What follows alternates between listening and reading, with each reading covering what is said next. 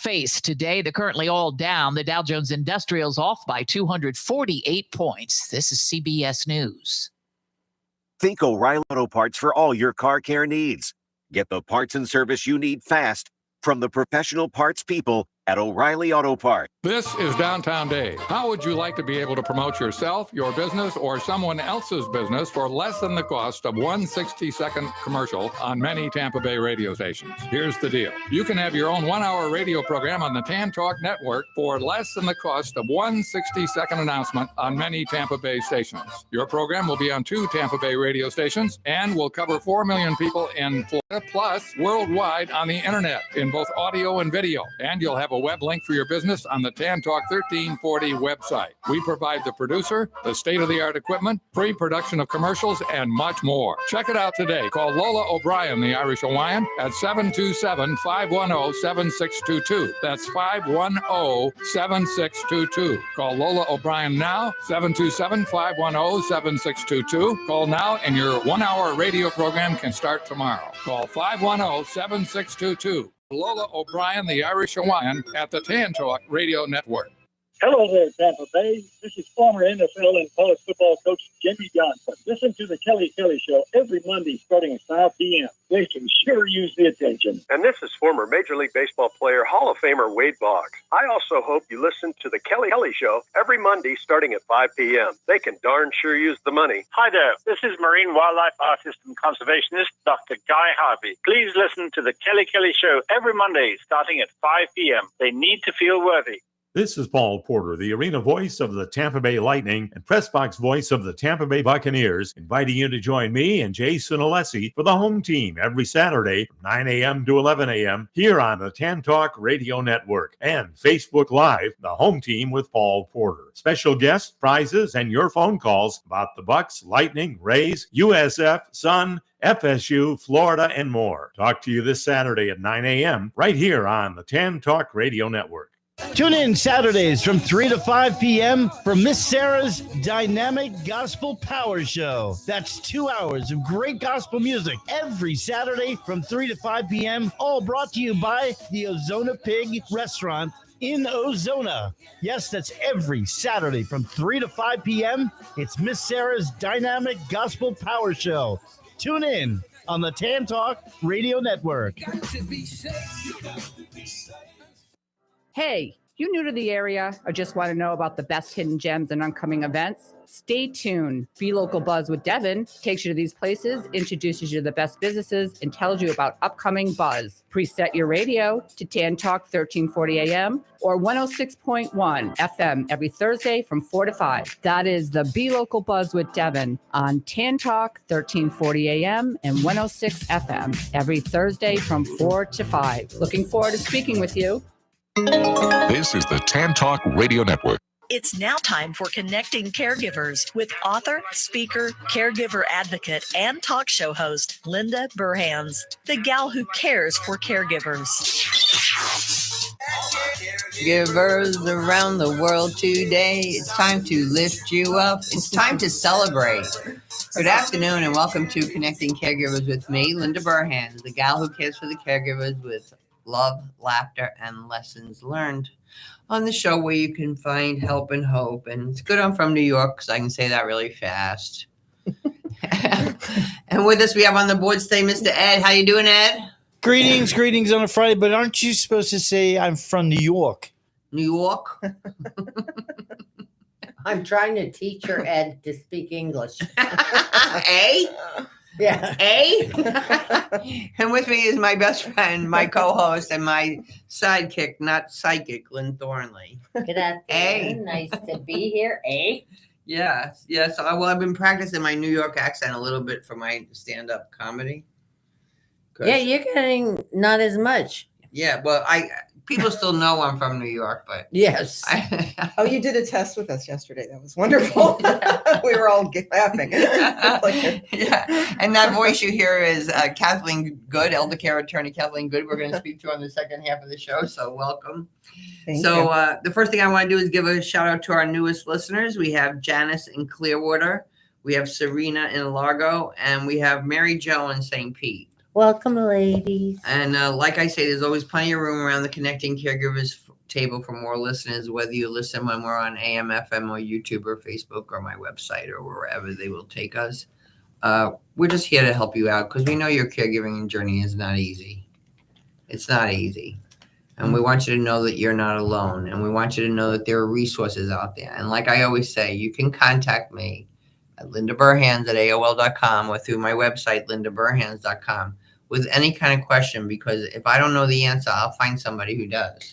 And that's what we were talking about before the show, right? Exactly. Is we live in a community where there are people that want to make a difference and they want to share and they want to really help each other, which is really important because, you know, you go to other countries and they so revere the elderly and so take care of them and everything. And I don't think we do such a good job here as they do in other places.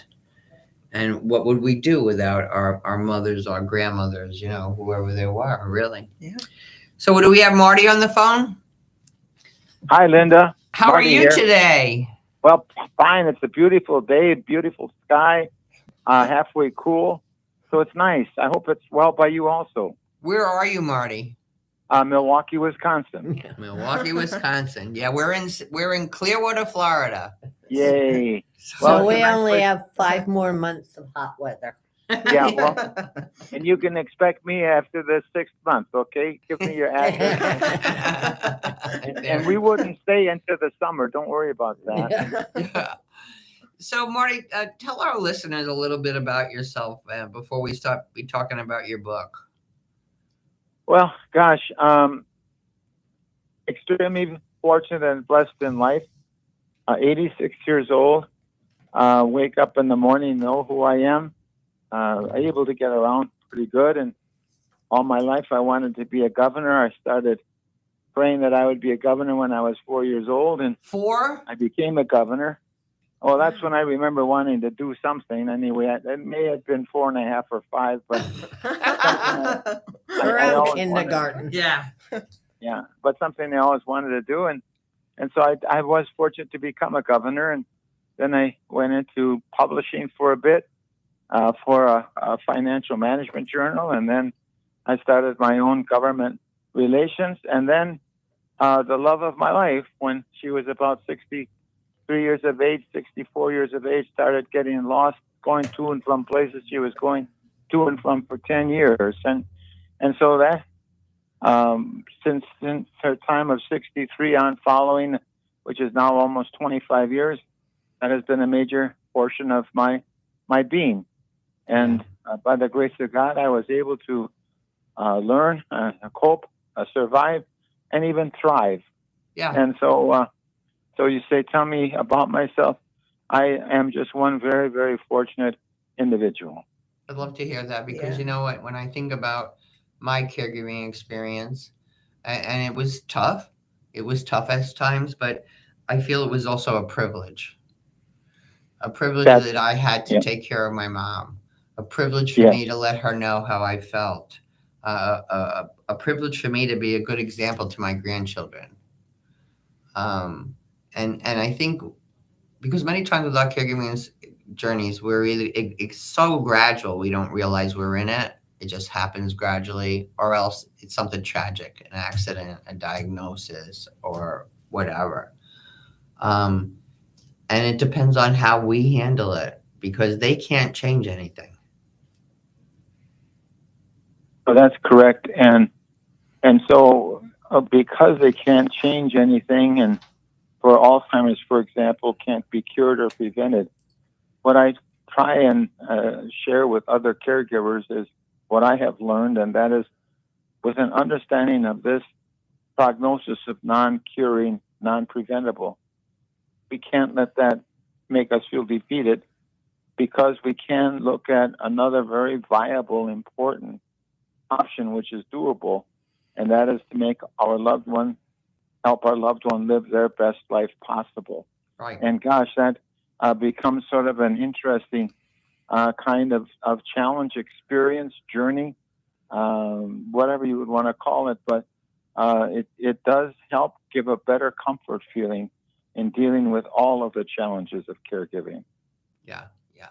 You know, it's people have said to me when I was in it, I didn't realize how frustrated I was, or how, how much I was just doing every day, doing the next thing, doing the next thing, doing the next thing. And it wasn't until after my loved one passed away that I realized I missed some time with them. I missed sitting with them. I missed chatting with it. People say to me that they'll come to a support group and they'll say, Mom's just sitting in the chair. She doesn't do anything anymore. Well, you took everything away from her. Yeah. Yes. Because if I make the fruit salad, I can do it in 10 minutes. If Mom helps me, it's going to be a half hour. But who am I serving? Right. Well, here, I wrote the book, My Two Elaines. And the first Elaine was a wonderful woman I married. And the second Elaine was exactly the same person, but now living with Alzheimer's. And so two Elaines. But I contend that there should be, if I'm a caregiver named Marty, that there are going to be two Martys. There's going to be the Marty that was the loving husband when everything was going good. And then there's Marty, the caregiver. And an example of what you're saying, so the doctor said that among the things Elaine should do is to go for a walk. Well, for Marty, the regular guy, a walk is a half an hour. Let's get it over with. And to Elaine, oh, look at that beautiful bird, or look at that flower. And I don't have time for that because I'm Marty that has to get things done. The Marty, the husband, Marty, the caregiver, and God love every woman or man who and can understand that there are going to be two of them. But Marty, the caregiver, was, yes, let's stop and look at that flower. Yeah. Or yes, let's listen to that bird, or let's just hold hands. And so you just hit the nail so much on the head. We miss out on those moments of joy because we don't understand that we too have to become two people. Yeah, and caregiving is not just task orientated. And I find people that are taking care of their loved one and they're just so worried about bathing and pooing and peeping and taking medication and eating. They never sit down and talk to their loved one. They never touch them. I want people to sit down next to their loved one. I want them to look them in the eyes. I want them to touch them. Well, we're talking about not eyes and hearts touching. And so Elaine asked me she started to cry. I said, Elaine, why are you crying? Oh, she says, I'm beginning to love you more than my husband. Well, yeah, I didn't ask her what's wrong with his turkey husband. I didn't do that. But really? What I did but here is what I understood. It's not necessary for her to know my name in order for hearts to touch. Exactly. And our hearts can touch by holding a hand, by singing a song together, by just being together, by giving a hug, by looking out the window and watching the leaves blow across the lawn and so forth. And so, to be a caregiver is one of the toughest jobs in the world. But if we're smart about it, there are going to be some wonderful, wonderful moments of joy that we can bring our loved one and therefore to ourselves. Yes. Yes, most definitely. I can remember one day my mom was at my house and she was sitting in my den and I came walking in the room and she was staring at her hands. And I was like, what, Mom? And she said, I'm just looking at these old, ugly arthritic hands. And they were beat up. They really were. And normally I would have said to her, oh, those hands are just fine. Or here's some hand cream. But I knew my mother had a diagnosis of like less than 18 months. And I just sat down and I took my mother's hands in my hands and I said, Mama, besides how many dishes these hands washed and how much clothes, these hands combed my hair and wiped my tears. And these hands gave me a little whack on the fanny when I deserved it. I said, Mama, these are the most precious hands in the world. And my mother just so softly said to me, thank you, Linda. And that was one of the most profound moments in my life. And what did it take me? 30 seconds? Well, I can understand what you said. And gosh, that is a beautiful story. Just a beautiful story of how to live in their world and make a difference. Well, because they have no choice. Special. No. So how did you learn how did you learn how to take care of her? Well, unfortunately, just one step at a time. I was really ignorant. I claim if there's one thing worse than Alzheimer's, it's ignorance of the disease. And so I didn't do a very good job of taking care of her emotion know her emotion and her intellect. I did a very bad job of that. I tried to do the best job of keeping her fed, of keeping her safe, of keeping her clean, but I didn't do a good enough job of understanding the emotional and the psychological aspect of what she was going through. And I want to then hop into something that caregivers have to understand. If they really want to take care of their loved one in a manner which helps them live their best possible life, caregivers have to take care of themselves. Yeah. And so when you say, how did I learn how to take care of Elaine? Well, one of the things I did was I drank too much. Well, that's not taking care of Elaine. I didn't get enough sleep. I didn't eat right. I didn't socialize. I didn't do all those things that would give a person sustenance to live an ordinary life, much less the life of a caregiver.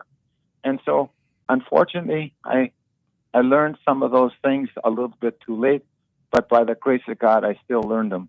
And I still was able to have some of those times with Elaine, again, where we could have and did share those moments of joy. One of the things that really happened was, so Elaine asked me once, this comes under the category of helping our loved one live their best life possible. So Elaine asked me once, how are her parents? I said, they're both dead. No, they're not. Elaine, your parents are both dead. Well, the shock on her face when she realized she didn't say goodbye to her parents, much less attend the funeral. I promised never again. So the next time she asked me, how are they? I said, they're wonderful. Your mom likes church, working, and so forth. But that's what I call therapeutic fibbing. Yes. And compassionate. Yeah. Compassionate fibbing. Compassionate. And the same thing happens in my support groups. And they say, I tell her dad died. And I go, what happens? She cries. And then they go, Linda, she asked me the same thing the next day. I go, and you tell her the same thing. I go, what happens? She cries. Well, do you want her crying every day? No. Yeah. So be compassionate. Dad's at work. Dad's at the store, because she's not going to remember in 2 minutes. No. Well, I try to tell people, and they not always believe me, but when you remember Moses and the 10 Commandments on Mount Sinai, I was there and I helped him bring down those tablets. You did? So I did, and we got to the bottom, and on the bottom we looked at these tablets, and there was in Arabic, Hebrew, thou shalt not. It says don't lie, But if you walk around and look at behind those tablets, written on the same tablet, but on the opposite side, it says therapeutic fibbing is good. Therapeutic fibbing is advisable. And it also says don't pay any attention to what it says on the other side of this thing, because that's a bunch of baloney when you're a caregiver. Yes. So just so you know, I can report personally that may have happened, maybe. Well, it was fun. I didn't... when I was taking care of my mom had stage 4 colon cancer. So that is what we dwelled on. And so my mother also had dementia, though, but I didn't realize she had dementia because my mom was like goofy like me. And plus, she was doing some of those chemo drugs in the beginning. But I was with my mother every single day of the last 18 months of her life. And so she started telling me that someone was coming into her apartment and messing up her papers. She had that sacred stack of papers next to the telephone. And she lived in independent living, so I knew no one was going in there. And after the third day, she was just so agitated. I was in her apartment, and I said, I'll be right back. And I just went down the hallway, and I just stood there for a little while. And then I came back, and I told her, I said, I met that woman out in the hallway. And I told her, if you ever mess with my mother's papers again, you're going to answer to me. And she said, thank you, Linda. And it was done. Well, I just didn't want her to be agitated. Yeah. With what you're telling me, and when you talk about your mom's hands and so forth, don't you wish, don't you hope, and don't you pray that caregivers could become smarter quicker? Yeah. No. It's the toughest job in the world, and it's so painful. But to know that we can still grab those moments of joy, that we can still make our loved one feel good and have hearts touch, and so that's why I wrote the book, My Two Elaines. I wanted to somehow or another have the caregiver understand that there are things, if we're smart enough, that we can do to help our loved one live their best life possible. And it's not all such a really, really tough journey with no hope. Well, go ahead. I'm so glad to be hearing from a male, because most of the books on caregiving are written by females. And we need to see that other perspective. It's because it's not easy. It's, you know, like even in my support groups, because more women live longer than men. It's usually women that are in the support groups. Only once in a while there's a man there because he's taking care of his wife. And I applaud any man that comes to a support group just saying, what should I do? You know, there was this one man, Dick Jones, he used to bring his wife to the support group and he used to say, does her hair look good? Do her clothes look nice? Because he just wanted to dress her so nice. I think it's harder on a man. Yeah. Although I thought I was a wonderful caregiver until I went to my niece's wedding and I came home because I was there for 3 days. I came home and he went, you're much nicer now. I thought I was nice the whole time, but because I was swallowing everything and not saying anything, but I wasn't nice. Right. So that really taught me a lesson when he said that. I went, ooh. Yeah, or they say, I thought I was doing really good till I went to the dentist and he said, you just grind your teeth down to whatever. Well, I've always ground my teeth. And I was married to Jack, for God's sakes. So, what are some of the messages you want our male caregivers to hear today? Because I'll tell you, recently I just did analytics on my YouTube channel, and my most recent subscribers are men from the age of 40 to 60. Well, that doesn't fill him and me in on I'm it. thinking because a lot of men are becoming caregivers today with the sandwich generation and baby boomers. But I also think, where do men get their information from? YouTube University. So what do you think about that? I think the most important message to any man would be to understand that to ask for help means you're not giving up. To ask for help is a sign of courage. And so when I say that, I'm also saying that men are, and some men are arrogant and self-centered. If I use me as the model, if I use myself as the model, arrogant and self-centered and thinking we can do it all. And in that process, get overburdened mentally, emotionally, physically, and become useless to not only the loved one we want to care for, but become useless to our children, our grandchildren, our friends, and so on. And so don't fear. You've got to ask for help because it means you're not giving up. It's a sign of courage. And then take care of yourself. You've got to take care of yourself. And there's a caregiver's poison, which is alcohol. Unfortunately, I can talk about that. I'm not proud of it, but it's there, and we got to be acknowledging that.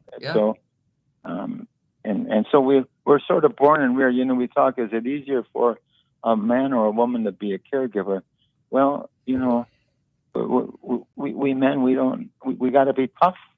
You know, we can't cry. We got to be really rugged and so forth. And well, as I said, I want to go back to it, that if you are a caregiver, you are and should be a different person, because you cannot be the same person in health as you can as a caregiver.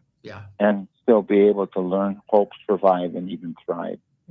So I'm so glad that we're talking about all these topics more today. You know, when I first started doing this 15 years ago, people didn't even describe themselves as caregivers. Nobody talked about Alzheimer's, dementia, nothing.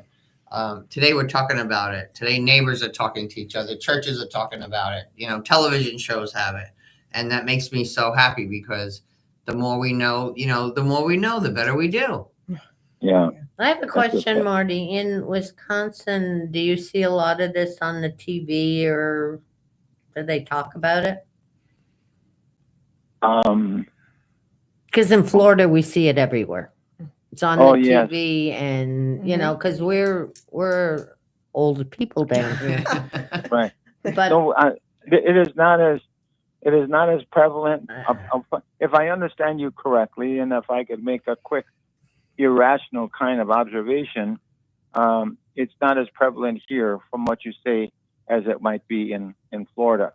In fact, we've got to be doing more here to create dementia-friendly communities, churches, restaurants, and so forth. And here, one of the things that makes care giving more difficult, and that is, it's not what I call a chicken casserole disease. And so if you break your hip and you recover, and I bring you chicken casserole. If you have heart recovery after operation, I bring you. But now my wife has Alzheimer's because people are ignorant of the disease. They don't know what to say. They don't know what to do, so they stay away. Right. Yeah. And if we caregivers don't do a better job of helping our friends along the way, we end up feeling abandoned. Well, You say know? yes, because they ask you and you keep saying, I'm okay, I'm okay, I'm okay, I'm okay. And then they stop asking you because they don't want to get in your space. Right. And then you're home crying at night. I got to do this all by myself. Well, you said no to everybody. Yeah.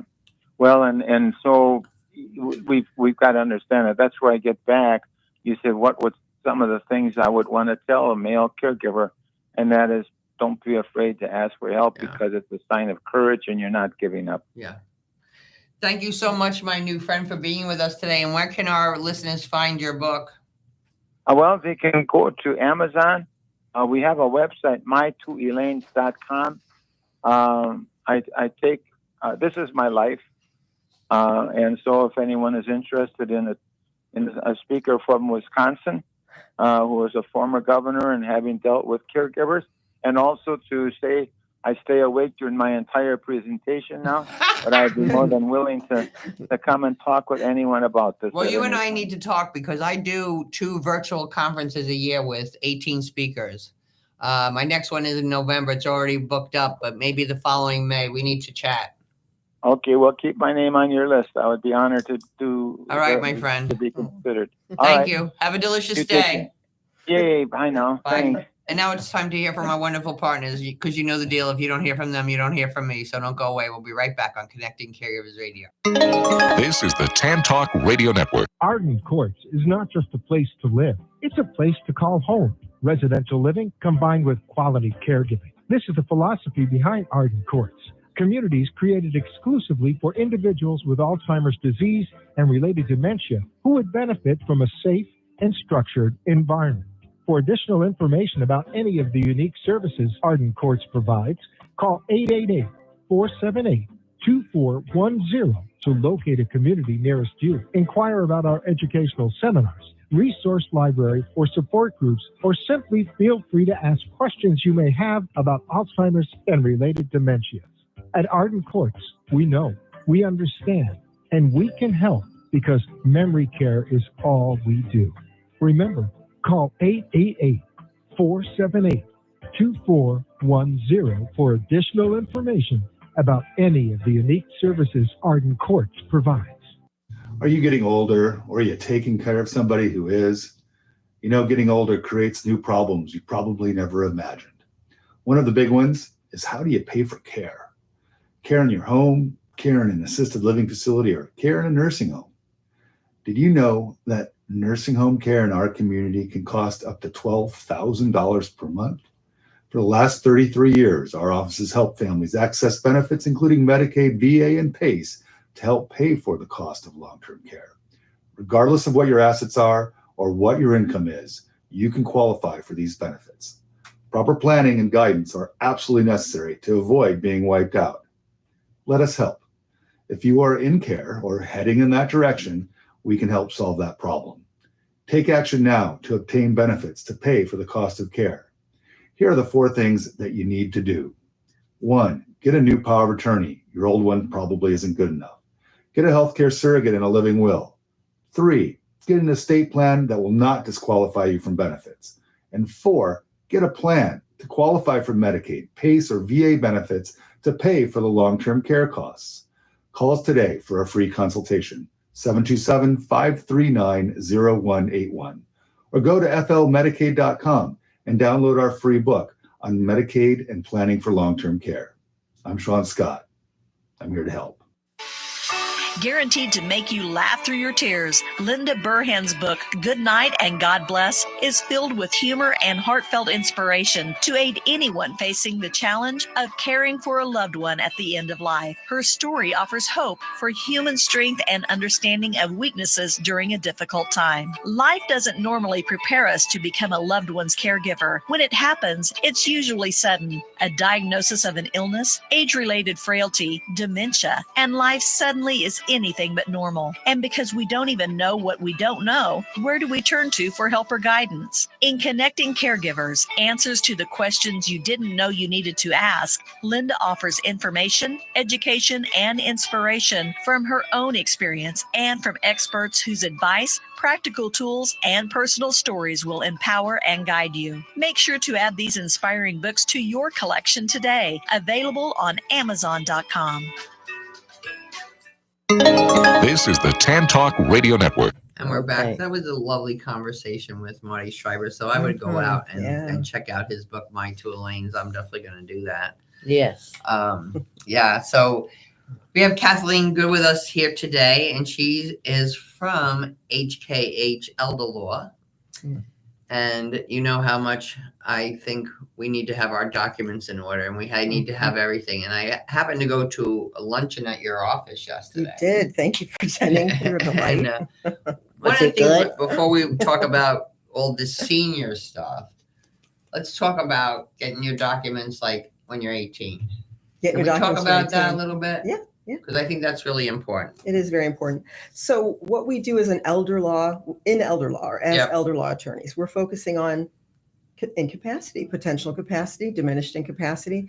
That is the main focus. So it's while we're alive. It's no longer after we die. So we're alive at 18, right? So when you turn 18, there's things that kick in. We call privacy laws that are wonderful to have. So people can't get your healthcare information, can't do this, can't do that. But what that means is when you turn 18, these laws kick in. That means that your family cannot step up and answer for you if you, even though you still live home with your mom and dad. Doesn't matter. You're 18. So that's freaky, isn't it? It is freaky. Yeah. Times have changed. Yeah. For good. And years ago, the doctor would just let you talk to them. You know, and now they're afraid to let you do anything. That's why things have changed. Yeah. So privacy laws are a big issue. And when you think about that, I just did documents for someone because her grandson's going to Europe, and she's like, "What? Yeah, mom won't get called necessarily. And what's going to happen? Yeah, you're not going to get information necessarily. So it's very important at any age. Of course, we focus on elders, of course, because that's like the last time possibly. Right. Yeah, everybody waits the last minute. Yes, but it's never too early. Once you're 18, you should really have these. We do them a lot for college students, people that are 18, people that are going away. And around about what does that document cost? Well, it depends which document you do. So, it's not expensive to do individual documents. We try to do the whole package. We'll give a discounted rate. So it just depends what you're putting together. But we'll do package rates, and we'll say, like, if it's a will package, if it's a trust package, what have you, what's best for you. And so that's so my next question is, so we're a little older now, and why do we need estate planning? Because I have a will. It's a good question. So years ago, a will was all that you really needed. We thought about estate planning as, okay, when I pass away, where do I want my assets to go? There's going to be a probate process. If you had wealth, there was a trust involved, and so it would avoid probate. What we have now is we're living longer, as you mentioned. We are living longer. So you have these advances and you look at the big picture and say, okay, there's a big portion of life now. There's more room for incapacity. There's more room for diminished capacity. What happens then? We can get our assets sucked away. There's nothing left for the will to distribute. So you're looking at that, and we're planning for this. And that's what we're doing now. And we've added things to the estate planning repertoire, if you want to call it. Yeah. And we say, okay, now we need documents that are living documents, I like to call them. But that's your advanced directives, such as the durable power of attorney. That's your healthcare surrogate. That's your living will. It could be a trust serving the purpose. We have these documents while you're alive. What a healthcare surrogate is, for people that don't know. Basically, it's allowing someone to legally step in and make medical decisions for you if you cannot make them for yourself. So people are worried often, oh my gosh, what if I don't want this and I want this? And they're going to. What if I don't want to be on a feeding tube? If you can speak for yourself, it's never going to override you. So I want to say that right up front. I get that a lot. But what it does is it allows someone to legally step in when you need someone to speak up for you. And so you can make your wishes known in this document, meaning what type of artificial means would you want to keep you alive, all the way down to who do you want appointed? Can they do your long-term care planning? Can they do your Medicaid planning? Can they step in and make certain types of decisions for you? This document's there to protect you when you can't make these decisions yourself. They can get your legal information. It's someone who can support you and someone who can advocate for you. It should be someone you trust. And your healthcare surrogate and your power of attorney can be two different people. Exactly. And often they are because your power of attorney is dealing with finances. Yeah, right? so you your want, assets. you want to have your kid that is good with numbers doing that. I get that all the time. Like, oh, I don't want this one pulling the plug and I don't want this one dealing with my bank account. Yeah. So definitely it's two different people, and often it is. And so we get the documents in place. They're not expensive. And you want to say, this is the person I nominate. This is the secondary person I nominate. You can always update them. It's inexpensive. If you change your mind down the road or people pass away, we check in with you. It's an important document to get in place because you never know what age incapacity can happen. And I could tell you horror stories, but I don't think I need to.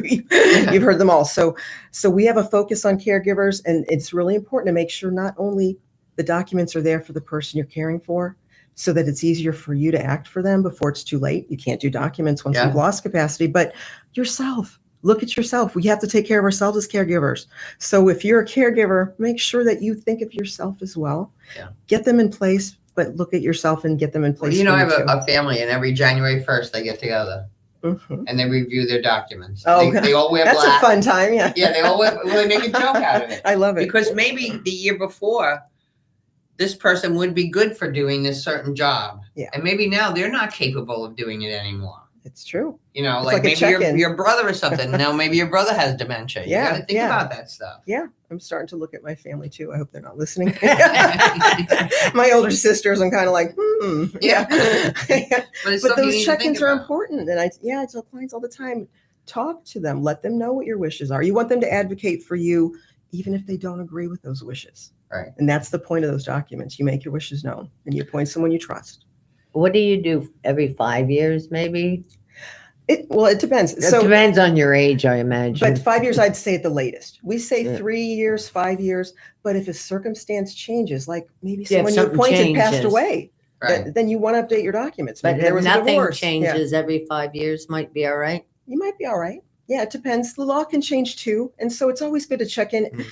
When I do check-ins with my clients, we don't always change stuff, but it's good to look at it, address it. I know what their wishes are. Right. We know what to watch for. This person's not doing well. They probably can't serve as well, you know what? Let's watch it. If they come out, then that's fine. But this might be something I want to check in with. And so that's what you want to do. You don't want to let it go.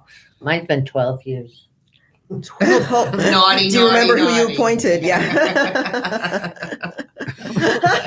Oh, then you're okay. We often forget who we put down. Well, there are states now too that have assisted death, right? Yeah. Like 18 states or something, I hear. But not Florida, eh? No. No. And I don't know. What about Ohio? I don't know, to be honest. I'm curious. I'm don't going to know. look it up. I think, I personally think a person should have a choice. Yeah. When they're healthy, if they can make that choice, because you'll put down your dog. If, Yeah.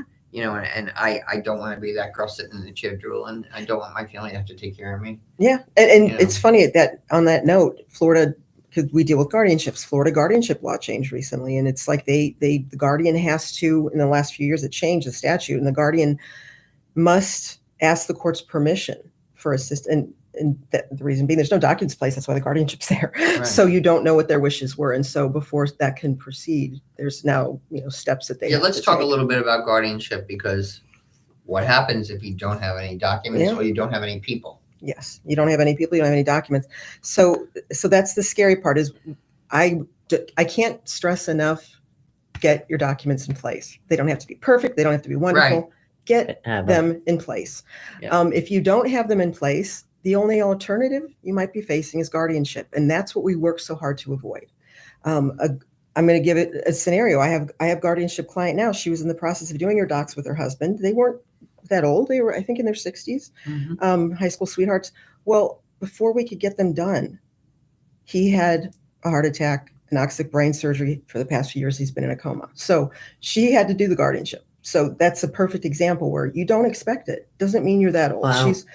She's in the guardianship. People think it's an answer. I get calls daily from caregivers, and they're like, "Oh, my loved one, they're not taking care of themselves. They're locking us out. They won't take their meds, or maybe they have a dependency, or maybe there's a mental illness."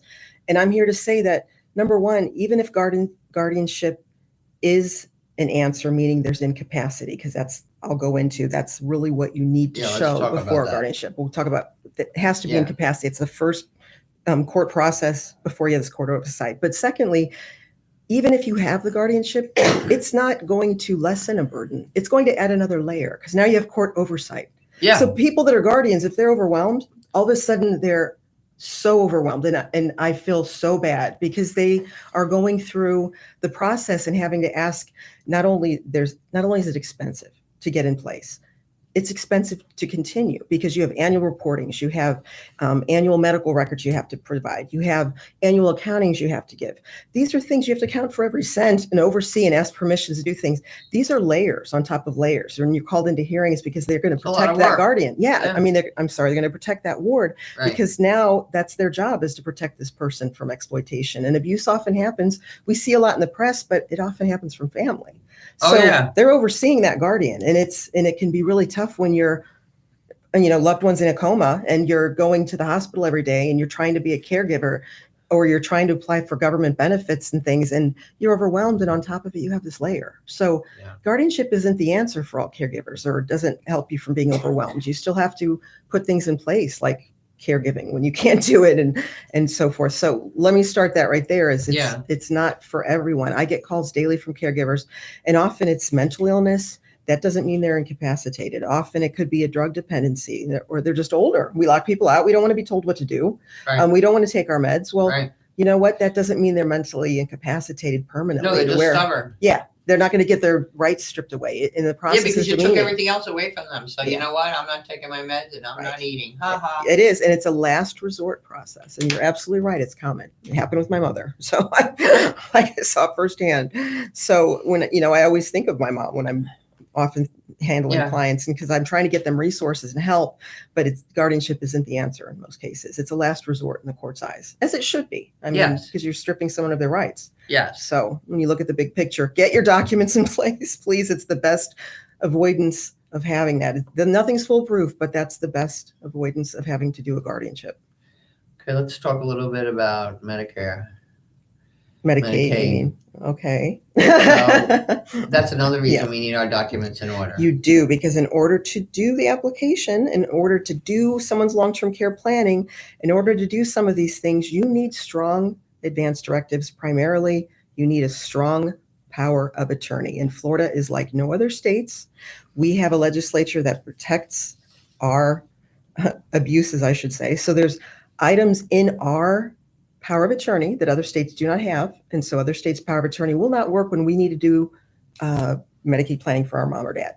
Okay. And why is that? Because the power of attorney doesn't have the requirements Florida has. We have certain items, and a lot of those items by statute have to do with planning for long-term care and Medicaid planning. So everybody who moves here from wherever else, the first thing they should do is get those documents reviewed. Definitely, because other documents in other states aren't going to work for their purpose. Okay. So it's not going to work in Florida, especially that power of attorney. If these aren't initialed, because they were the most abused, these are the ones that if they are not initialed, we sit down, we're trying to do Medicaid planning. You can't do it if there's already incapacity loss. We can't do the documents now. And now there's no power of attorney that'll work. Guardianship might be the only answer just to do long-term care, Medicaid planning.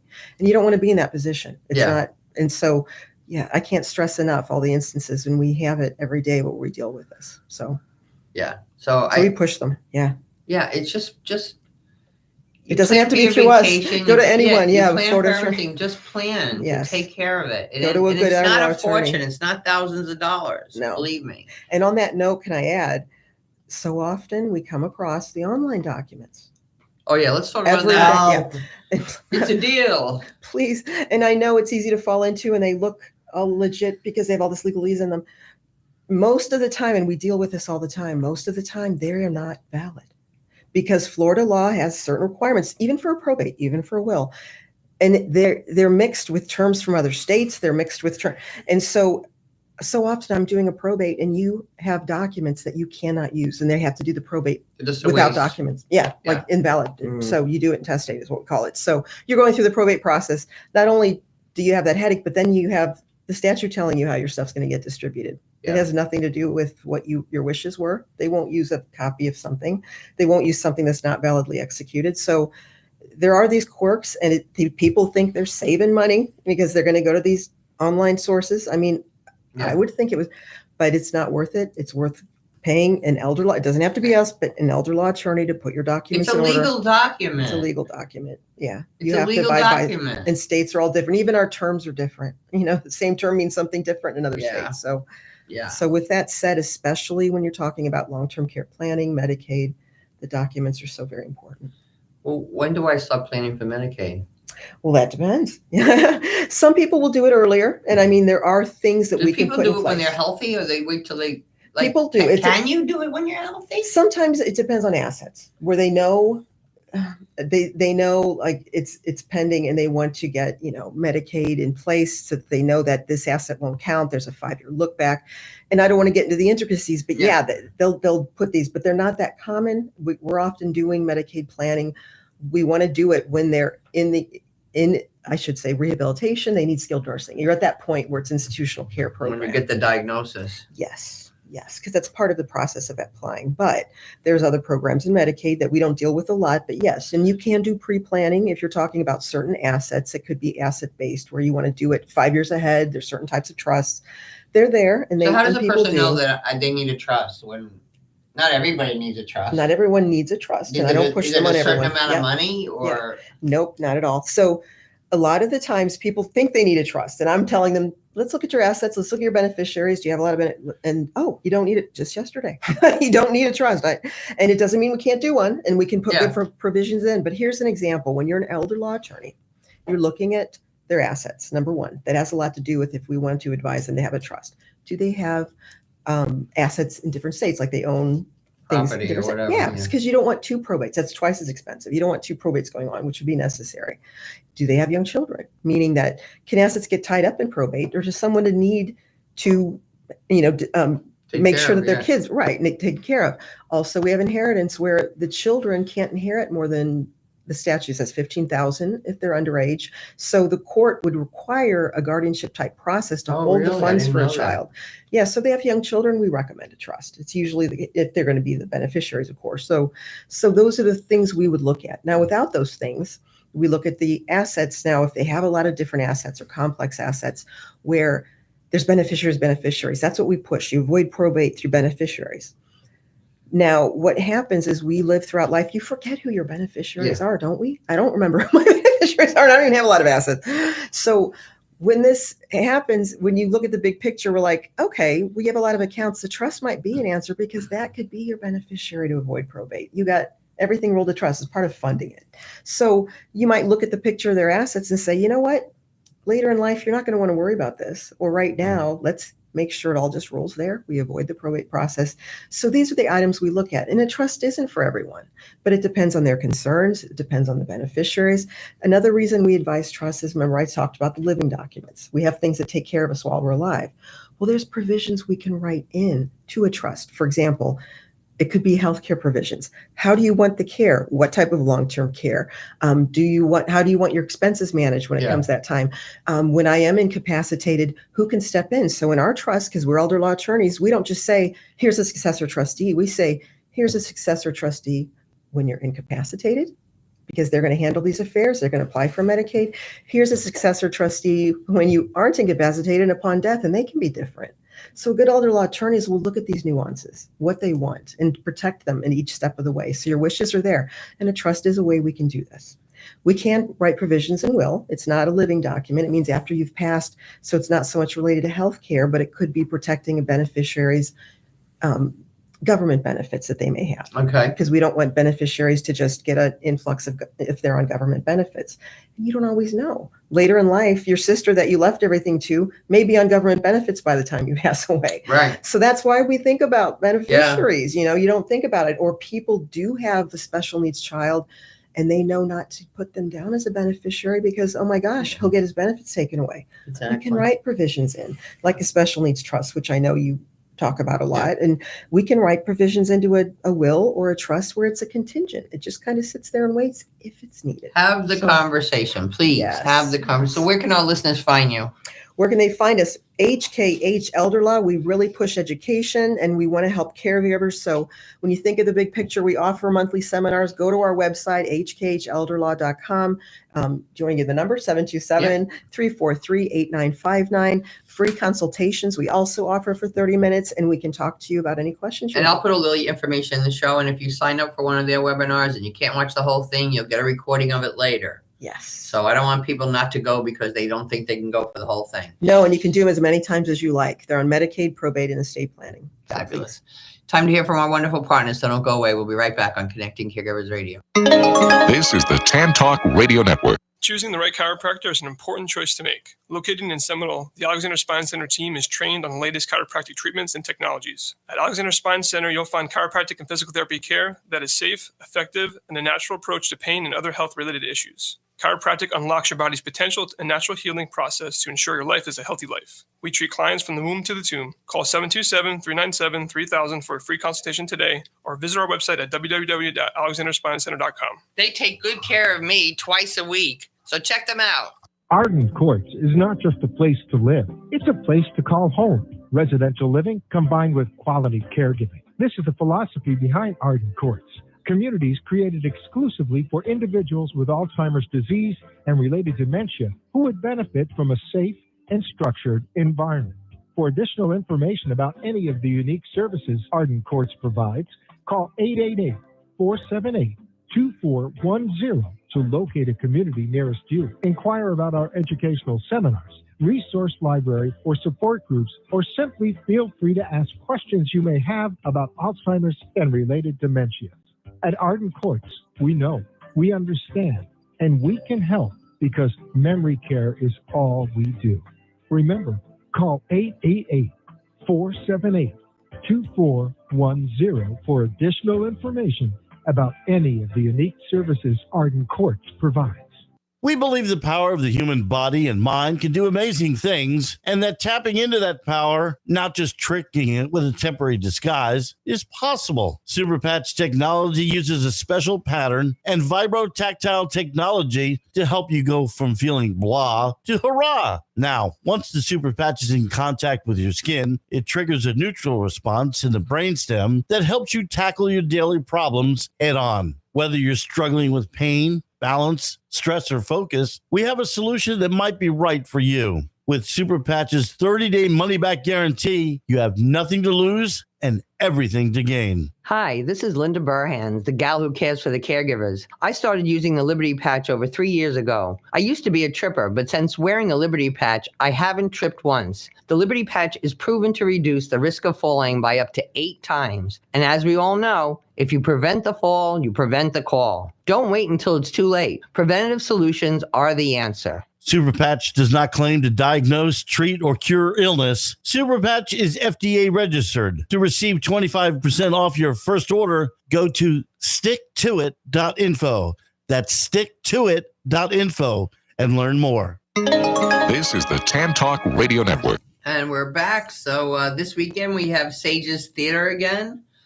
Sages Theater proudly presents Dealmaker. It's a family-free show for seniors, usually dealing with different things that seniors deal with, and you can go there and laugh about it, maybe have a conversation you wouldn't think about having.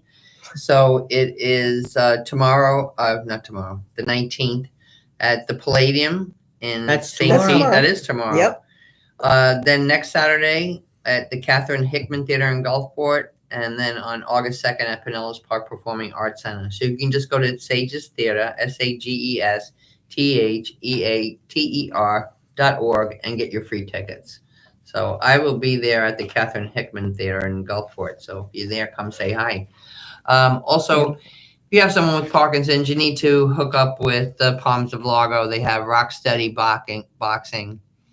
They have support groups. They have stretch and exercise class.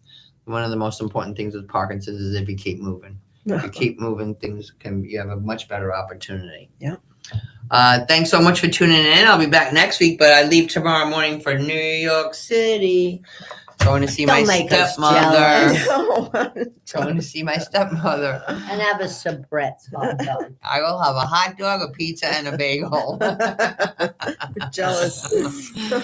All right, my friends, tune in next week for another great show. Remember, God loves you all the time, and have a delicious day.